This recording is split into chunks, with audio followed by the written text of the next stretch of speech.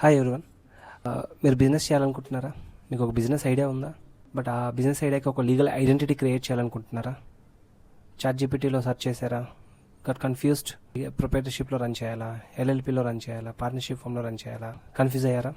Don't worry, I will simplify that. ఇండియాలో ఎవరు ఏ బిజినెస్ చేయాలనుకున్నా కూడా మేజర్గా ఆపరేట్ చేసేది proprietorship, partnership firm and company.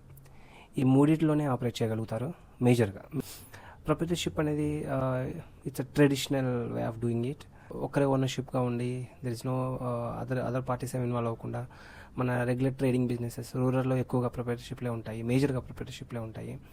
Even urban ఏరియాలో కూడా ఉంటాయి. ఇది ఆపరేట్ చేయడం చాలా సింపుల్. బేసిక్గా ఎంఎస్ఎంఈ తీసుకుంటారు, shop and establishment, trade licence and threshold limit applicable ఉంటే జిఎస్టీ రిజిస్ట్రేషన్. బేసిక్గా ఇవి ఉంటే చాలు, ప్రొప్రైటర్షిప్ రన్ చేయడానికి ఇది సరిపోతుంది.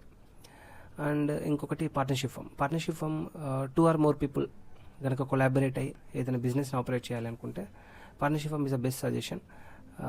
Complaints cost is little more compare to the proprietorship. And పార్ట్నర్షిప్లోనే another firm is LLP, limited liability partnership firm. It is completely regulated by the LLP Act, and LLP is not a mandatory for every partnership firm.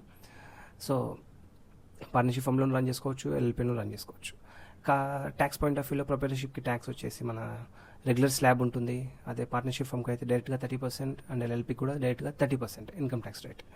And compliance cost is little more compare to the proprietorship and partnership firm in case of LLP. And ఇంకొకటి వచ్చేసి కంపెనీలో మళ్ళీ different types ఉన్నాయి. Private limited company ఉంది, public limited company ఉంది, and OPC 1% company also is there. ప్రొప్రైటర్గా single ownership ఉండి run చేయాలనుకుంటే OPC is the best option కంపెనీలో. And different tax rates are applicable for a company.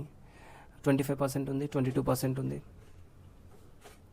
And 15% కూడా ఉంది, 30% also is there. All the rates are applicable based on your turnover and based on your nature of company. మేజర్గా 22% అనేది applicable చేస్తాము.